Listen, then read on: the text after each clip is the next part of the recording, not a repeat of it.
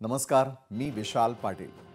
1992 मध्ये बाबरी मशीद पाडल्यानंतर भारताची आर्थिक राजधानी असलेल्या मुंबईमध्ये 1992 ते 93 दरम्यान दंगली उसळल्या आणि त्यावेळी झालेला हिंसाचार आताही आठवला की मन सुन्न होतं, कारण या दंगलीत 900च्या आसपास निष्पाप लोकांचा नाहक बळी गेला होता।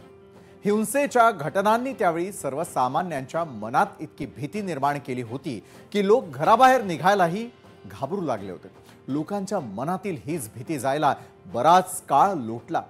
हळूहळू वातावरण पूर्वपदावरती येऊ लागलं आणि दहशतीच्या भीतीखाली असलेले सर्वसामान्य मोकळा श्वास घेऊ लागले।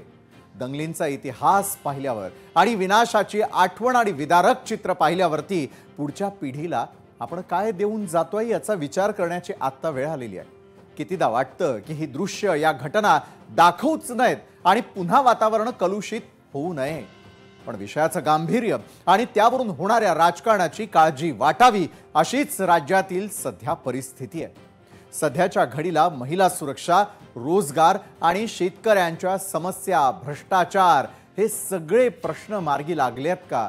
हा प्रश्न सर्वच राजकारण्यांना विचारण्याची वेळ आलेली आहे, कारण पुन्हा एकदा हिंसक वातावरणाची झळ नागपुरात अनुभवायला मिळाली आहे। त्याला कारण ठरलाय क्रूरकर्मा औरंगजेबाच्या कबरीचा मुद्दा।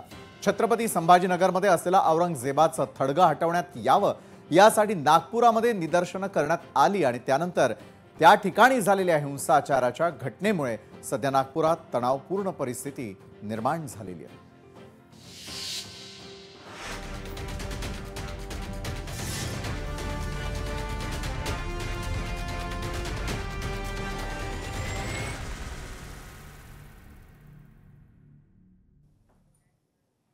तिकडे नागपूरमध्ये 2 गटात धुमश्चक्री झाली।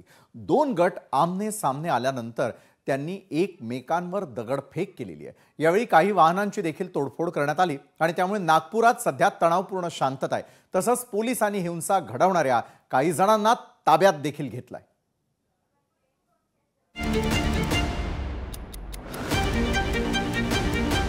तलवार से तोड़ा है और ईंटें पत्थर और खिड़की के कांच भी फूटी है ऊपर की। 8-10 गाड़ियां जलाई उन्होंने और कार भी जलाई।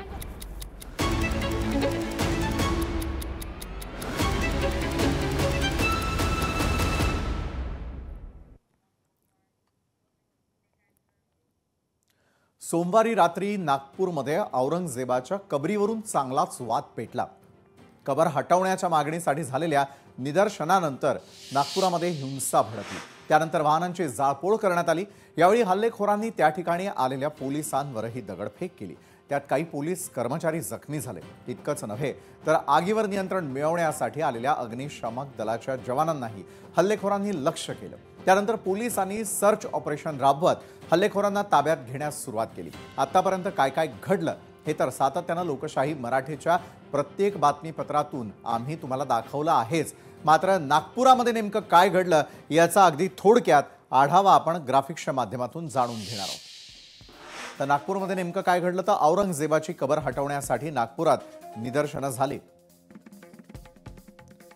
विश्व हिंदू परिषद आणि बजरंग दलाकडून कबर हटवण्याची मागणी होऊ लागली। मग सोमवारी संध्याकाळी 7 वाजता जमावाकडून घोषणाबाजी झाली, तर दोन्ही गटाकडून घोषणाबाजीला सुरुवात महाल परिसरामध्ये, त्यामुळे तणावाचं वातावरण निर्माण झालं। नागपुरातला एकंदरीतच घटनाक्रम जाणून घेण्याचा आपण या निमित्तानं प्रयत्न केलेला आहे आणि नागपुरामध्ये काय घडलं ते आपण पाहिलं। त्यानंतर सोमवारी रात्री 9 वाजेनंतर परिस्थिती आणखीनच चिघळली। जमावाकडून पोलिसांच्या दिशेनं दगडफेक होऊ लागली। जमावाकडून रस्त्यावरील वाहनांची जाळपोळ आणि तोडफोडही झाली। तर परिस्थितीवरती नियंत्रण मिळवण्यासाठी पोलिसांनी अश्रुधुराच्या नळकांड्या फोडल्या। अग्निशामक दलाच्या जवानांवरही जमावाकडून जोरदार दगडफेक झाली। मग सर्च ऑपरेशन सुरू करत पोलिसांनी काहींना आपल्या ताब्यात घेतलं। तर नागपुरात नेमकं काय घडलं ते तर आपण पाहिलं, मात्र हिंसाचाराच्या या घटनेनंतर पोलिसांनी नागपूरमध्ये कलम 144 लागू केलेला आहे. 5 पेक्षा अधिक लोकांच्या एकत्र येण्यावर बंदी घालण्यात आलेली आहे. तसंच नागपूरच्या संवेदनशील भागात संचारबंदी लागू करण्यात आलेली आहे. आमच्या टेलिव्हिजन स्क्रीनवर तुम्ही या क्षणी पाहू शकता. जर तुम्ही टेलिव्हिजन स्क्रीनला खालच्या बाजूला पाहिलं तर एक गोष्ट लक्षात येईल, ती म्हणजे नागपुरातील कोणकोणत्या भागात संचारबंदी लागू करण्यात आलेली आहे. तर दुसरीकडे नागपुरातील या घटनेवरून राजकीय वातावरणही चांगलंच तापलं. हिंसाचाराच्या घटनेवरून संजय राऊतांनी सत्ताधाऱ्यांवर निशाणा साधला. नागपूरची घटना नवीन दंगल पॅटर्न असल्याचं राऊतांचं म्हणणं आहे. यावर नागपूर दंगलीत सुनियोजित पॅटर्न असल्याचं प्रत्युत्तर खुद्द मुख्यमंत्री देवेंद्र फडणवीस यांनी दिलं. फडणवीसांच्या याच विधानावरून उद्धव ठाकरेंनी मात्र आता गृह खात्यावर ताशेरे ओढल्यात. त्यामुळे सत्ताधारी आणि विरोधकांमध्ये रंगलेलं आरोप प्रत्यारोपाच्या दंगलीचं सत्र कसं होतं ते एकदा पाहूयात. अशा प्रकारे दंगली घडवतात. हिंदूंना भडकवण्यासाठी आधी हिंदूंवर हल्ले केले जातात. हा एक नवीन पॅटर्न निर्माण केलेला आहे. हा नवीन पॅटर्न कोणाची हिंमत आहे इथे अशा प्रकारे काम करण्याची नागपुरात किंवा मुंबईत? मला वाटत नाही. हा एक दंगल पॅटर्न महाराष्ट्रामध्ये नवीन किंवा देशात नवीन निर्माण झालेला आहे. आधी हिंदूंच्या डोक्यामध्ये भय निर्माण करायचं, त्यांच्यावरती हल्ले घडवायचे आणि मग त्यांना दंगलीसाठी प्रवृत्त करायचं आणि मग अख्ख्या राज्यात देशात दंगली पेटवून 2029च्या निवडणुकीला सामोरं जायचं. हा नवीन दंगल पॅटर्न निवडणुकीतला तयार झाला. सकाळची एक घटना घडल्यानंतर मध्यंतरीच्या काळामध्ये पूर्णपणे शांतता होती, पण त्यानंतर मात्र संध्याकाळी काही लोकांनी जाणीवपूर्वक अशा प्रकारचा हल्ला केल्याचं या ठिकाणी लक्षात येत आहे. याचं कारण जवळपास एक ट्रॉली भरून त्या ठिकाणी दगड मिळालेले आहेत आणि काही लोकांनी जमा करून ठेवलेले दगड, वरती जमा करून ठेवलेले दगड हे आपल्याला पाहायला मिळाले. शस्त्र देखील मोठ्या प्रमाणात त्या ठिकाणी होते. ते शस्त्र जप्त करण्यात आलेले आहेत. वाहनांची जाळपोळ त्या ठिकाणी झालेली आहे आणि ठरवून काही ठराविक घरांना, काही ठराविक आस्थापनांना त्या ठिकाणी लक्ष करण्यात आलेलं आहे. 3 DCP लेवलचे लोक या ठिकाणी जखमी झालेले आहेत आणि जसं मी सांगितलं की यातल्या एका DCPवर तर थेट कुऱ्हाडी वार हा त्या ठिकाणी करण्यात आलेला आहे. त्यामुळे निश्चितपणे याच्यामध्ये काही ना काही एक प्रकारे काही लोकांचा सुनियोजित पॅटर्न हा देखील त्या ठिकाणी दिसतो आहे. अशा लोकांना त्या ठिकाणी त्यांच्यावर कारवाई ही केलीच जाईल. कुठल्याही परिस्थितीमध्ये कायदा आणि सुव्यवस्था हाती घेण्याची कोणालाही परवानगी या ठिकाणी देण्यात येणार नाही. आणि मी एक गोष्ट स्पष्टपणे सांगतो, पोलिसांवर ज्यांनी हल्ला केला असेल त्यांना काय झालं तरी सोडलं जाणार नाही. गृहमंत्र्यांचं गृह म्हणजे गृहमंत्र्यांचं घर हे नागपूर आहे. RSSचं मुख्य कार्यालय नागपूर आहे. अशा या नागपूरमध्ये हिंदू खतरमे कसा काय? मग इतके वर्ष तुम्ही केलं तरी काय नेमकं? मग पूर्वनियोजित असेल तर तुमचं गृह खातं झोपा काढत होतं का? हा पूर्वनियोजित कट तुमच्या कानावर आला का नाही? आणि जर आला असेल तर तुम्ही त्याच्याकडे दुर्लक्ष केलं का? या सगळ्या एका प्रश्नामध्ये अनेक प्रश्न दडलेले आहेत. तर हा झाला घटनाक्रम आणि घटनाक्रमानंतर आलेल्या काही महत्त्वपूर्ण प्रतिक्रिया. मात्र लोकशाही मराठी आमच्या सर्व प्रेक्षकांना एक आवाहन करू इच्छित आहे की घटना काहीही असली तरी देखील याचे प्रक्षोभक अशा प्रकारचे परिणाम राज्यामध्ये, तुमच्या शहरामध्ये, देशभरात घडू नये हे आवाहन आम्ही करतो आणि शांततेच्या मार्गाने या प्रश्नाकडे अतिशय सजगपणे पाहायला हवं. याविषयी देखील आपण आज खरं तर चर्चा करणार आहोत. मात्र चर्चेच्या अगदी सुरुवातीला आपल्यासोबत जोडले गेलेले आहेत भाजपचे आमदार आणि भाजपचे ज्येष्ठ नेते सुधीर मुनगंटीवार. सुधीर मुनगंटीवारजी, खूप खूप स्वागत आपलं आजच्या न्यूज प्लॅनेटमध्ये. घडलेली घटना, तिचा निषेध करावा तितका कमी. मात्र महत्त्वाचा प्रश्न हाच की कायदा सुव्यवस्था असेल ते बिघडू नये आणि येत्या काळात अशा दंगली घडू नये. दंगलींचा जर नवा पॅटर्न असा विरोधक उल्लेख करत असतील तर हा पॅटर्न राज्यामध्ये राहूच नये. यासाठी काय करायला हवंय? घडल्या घटनेकडे तुम्ही कसं पाहताय सुधीर भाऊ? कायदा व सुव्यवस्थेचं रक्षण करण्याची जबाबदारी शासनावर आहेच. जनतेचं अशा सर्व गोष्टींमध्ये नुकसान होऊ नये हे सरकार म्हणून दायित्व आहे, जबाबदारी आहे.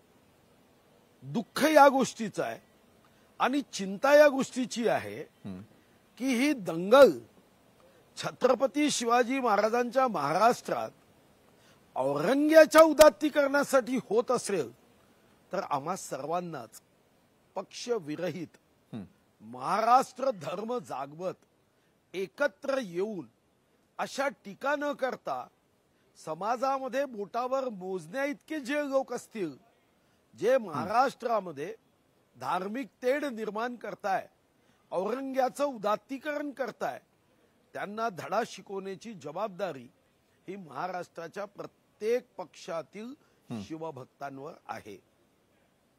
अशी कृती हा कोणता समाज करत नाही, अशी कृती कोणत्याही धर्माचे लोक करत नाही. अशी कृती करणारे बोटावर मोजण्या इतके माथे फिरू असतात आणि गर्दीचा फायदा घेत डोकं भडकवायची, सोशल मीडियाच्या माध्यमातून चुकीच्या गोष्टी पसरवायच्या आणि मग याचा फायदा घेऊन आपण म्हणतो की दंगल करणाऱ्या गर्दीचं वय फक्त 12 वर्ष असतं, याचा फायदा घेऊन दंगल भडकवायची, चोऱ्या करायच्या, आगी लावायच्या आणि एक अघोरी आनंद प्राप्त करायचा. आता अशा प्रसंगी जय भवानी जय शिवाजी म्हणत अशा दंगेखोरांना, अशा आतंकवाद्यांना, अशा धर्म मार्तंडांना शिक्षा देण्याचं काम कायदा सुव्यवस्थेच्या माध्यमातून केलं पाहिजे. आवश्यकता असेल तर अशांना शिक्षा देण्यासाठी फास्ट ट्रॅक कोर्टाची मागणी सुद्धा हायकोर्टाला विनंती करून अशांना ताबडतोब शिक्षा देण्याची व्यवस्था केली पाहिजे. पण मग सुधीर भाऊ, आता तपास कुठपर्यंत आलेला आहे? आज मुख्यमंत्र्यांनी ज्या प्रकारे ग्वाही दिलेली होती, घडल्या संपूर्ण घटनेचा घटनाक्रम अवघ्या महाराष्ट्रासमोर त्यांनी मांडलेला होता. मात्र जोपर्यंत नागपुरात हे सगळं घडत होतं, हा कट जर त्या ठिकाणी रचला गेला असेल, कारण एका बाजूला पाहायला गेलं तर औरंग्याची कबर कुठे, तर छत्रपती संभाजीनगरमध्ये. मात्र ज्या ठिकाणी आमचे मुख्यमंत्री राहतात, गृहमंत्री राहतात, स्वतः केंद्रीय मंत्री ज्या ठिकाणी असतात, त्या ठिकाणची नेमकी यंत्रणा त्यावेळेला काय करत होती? का नेमका हा सगळा प्रकार घडला? का सगळे अनभिज्ञ होते? नाही, हे खरं आहे. आपल्याकडे 26/11चा अपघात झाला. महाराष्ट्रामध्ये या अगोदरही दंगे 92 मध्ये झाले. कसाब असेल किंवा संसद असेल, कधी कधी गृह विभागातल्या गुप्तचर इन्फॉर्मेशन मध्ये कुठं कुठं उणीव असण्याची शक्यता नाकारता येत नाही. शेवटी त्या माहितीला कधी कधी पोहोचल्यावर गंभीरतेने घेण्यामध्येही आपण कधी कधी कमी पडतो. आणि म्हणून या देशामध्ये स्वातंत्र्यानंतर हजारो दंगे झालेत. आता यावर एकच उपाय आहे की भविष्यामध्ये या संदर्भामध्ये गुप्तचर विभाग हा अजून जास्त सक्रिय करणं, त्यांना अत्याधुनिक आयुधांनी लेस करणं, याच्यामध्ये आर्टिफिशियल इंटेलिजन्सीचा उपयोग करणं आणि महाराष्ट्रामध्ये असे काही क्षेत्र आहे, पॉकेट्स आहे आणि यासोबतच पाकिस्तानमधून सुद्धा अशा शक्तींना प्रोत्साहन मिळतं. अशा सर्व बाबतीमध्ये गृह विभागाला लक्ष देण्याच्या बाबतीत आज आदरणीय मुख्यमंत्र्यांनी विधानसभेमध्ये आपलं मत मांडलं आहे. आता प्रश्न इतकाच आहे की याचं राजकारण होता कामा नये. 26/11च्या हमल्याच्या वेळी मला आठवतं की आम्ही विधानसभेत सर्वजण एकत्र आलो आणि आम्ही विरोधी पक्षात होतो, पण आम्ही सांगितलं की याचं राजकारण नाही करणार. आरोप प्रत्यारोप करण्याची ही वेळ नाही आहे. आमच्यासाठी महाराष्ट्र धर्म जागवताना आम्ही विविध पक्षामध्ये जरी काम करत असलो तरी सुद्धा अशा प्रसंगामध्ये आम्ही एक येण्याची आवश्यकता आहे. मला वाटतं की आत्ताही तोच भाव, तीच भावना ठेवून सर्वांनी एकत्र येऊन एकमेकाला दोष देण्यामध्ये कारण नाही. अन्यथा मग जुनी प्रकरणं काढलीत तर काँग्रेसच्या काळामध्ये काय काय झालं, देशाचे तेव्हाचे गृहमंत्री अशा परिस्थितीमध्ये दिवसातून 3 ड्रेस बदलून फोटो सेशन कसे करत होते, ताजमहाल हॉटेलमध्ये जाऊन तिथं आपल्या डायरेक्टरला घेऊन कशा पद्धतीने शूटिंगचा पुढचा विचार केला गेला. मग अशा गोष्टी पुढे येतील. मला वाटतं की अशा गोष्टी पुढे यायच्या नसतील. आम्ही सर्वांनी हम सब एक है या भावनेनी सर्वांनी जय जगदंब म्हणत अशा दुष्ट प्रवृत्तींना उघडून काढलं पाहिजे. बरोबर आहे, तुम्ही म्हणताय ते कितीही सत्य असलं तरी देखील मात्र राज्यात एकत्र सगळेजण आहेत ही परिस्थिती खरोखर आहे का हो? म्हणजे आज जो काय सगळा प्रकार सोमवारी घडला, सोमवारच्या प्रकरणावरती आज सर्व पक्षीयांनी वेगवेगळ्या प्रतिक्रिया दिल्याचं पाहायला मिळालं. अनेक ठिकाणी संशय देखील उपस्थित करण्यात आला. तर दुसरीकडे घडल्या प्रकारामध्ये ज्यावेळेला स्वतः राज्याचे मुख्यमंत्री देवेंद्रजी फडणवीस माहिती देत होते की तलवारींचा वापर, त्या ठिकाणी दगडं गोळा करण्यात आलेली होती, कुऱ्हाडीनं अक्षरशः पोलीस बांधवांवरती घाव घालण्यात आले, हे सगळं त्याच ठिकाणी घडत असताना मात्र या कटाचा भाग किंवा कट कुणी रचला? दुसरीकडे राज्याच्या मुख्यमंत्र्यांची प्रतिमा डागाळण्यासाठी हे सगळं केलं गेलेलं असावं का, असा देखील एका बाजूला सूर असल्याचं पाहायला मिळतं. विरोधक विरोधकांची बाजू मांडतायत, सत्ताधारी सत्ताधाऱ्यांची बाजू मांडतायत. अहो, राज्यातले अनेक प्रश्न मात्र या निमित्तानं दुर्लक्षित होत आहे. याचा आपण विचार करायला हवा का, सुधीर भाऊ? नाही, निश्चितपणे विचार केला पाहिजे. आणि कटाचा सूत्रधार कोण आहे, त्याच्या या संदर्भातली मानसिकता काय आहे, ही दृष्टबुद्धी, त्याच्या सुपीक डोक्यामध्ये ही नापीक दृष्टबुद्धी कुठून आली, याचा कटाचा तर तपास केलाच पाहिजे ना. नुसता तपास करायचा नाहीये, फास्ट ट्रॅक कोर्ट करून येणाऱ्या 6 महिने अशी शिक्षा दिली पाहिजे की यानंतर 10दा विचार करेल. बरोबर आहे, हे तर सगळं घडायलाच हवं. मात्र प्रतिमा डागाळण्याचा जो प्रयत्न किंवा त्या संदर्भातली जी आज वक्तव्य झाली, त्या राजकारण्यांच्या वक्तव्यांकडे कसं पाहायचं? कारण होतं असं ना की भडकाऊ भाषणं असतील, तशा प्रकारची वक्तव्य जी आहेत ती राजकारणी मंडळीकडून होत असते, मात्र भरडला जातो तो सर्वसामान्य महाराष्ट्रातला नागरिक.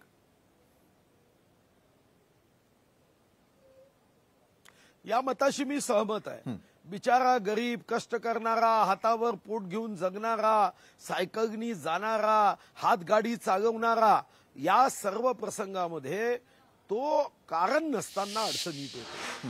24 तास फक्त आणि फक्त आपल्या उपजीविकेचा विचार करणारा, कोणताही स्वार्थ नसताना निस्वार्थपणे जीवन जगणाऱ्यावर अन्याय होतो, हे मी तुमच्या मताशी सहमत आहे. आणि म्हणूनच राजकीय नेत्यांनी अशा प्रसंगाचं राजकारण न करता संयम ठेवण्याची आवश्यकता आहे. आपल्याला शेवटी स्वैराचारी लोकशाही अपेक्षित आहे की संस्कारित आणि संयमी लोकशाही अपेक्षित आहे, हे ठरवावं लागतं. आणि जेव्हा काही राजकीय पक्ष या बाबतीमध्ये आपलं मत कारण नसताना जबरदस्तीने लोकांवर लादतात, तेव्हा मात्र मग 20, 16 आणि 7 असे सदस्यच लोक निवडून देतात. बरोबर आहे सुधीर भाऊ. फक्त जाता जाता मला एक प्रश्न विचारावा असं वाटतो की ठिणगी जरी पडलेली असेल, त्याचं भडक्यामध्ये रूपांतर होऊ नये, राज्याच्या इतर कानाकोपऱ्यांमध्ये, इतर शहरांमध्ये हीच परिस्थिती उद्भवू नये, यासाठी आपल्याला सगळ्यांना संयम राखणं गरजेचं आहे. काय आवाहन करू इच्छिता तुम्ही लोकशाही मराठीच्या आणि न्यूज प्लॅनेटच्या माध्यमातून आपल्या महाराष्ट्रातल्या जनतेला की जे घडलंय ते तिथे थांबावं, त्याची चौकशी व्हावी, मात्र त्याचे उलट पडसाद हे इतरत्र घडू नये, नुकसान तुमचं आमचं सर्वसामान्यांचं? निश्चितपणे आम्ही लोकशाहीचे पाईक आहोत. हजारो शहीदांनी प्राणाची आहुती देऊन हा लोकशाहीचा मंगल कलश तुमच्या माझ्या हातात दिला.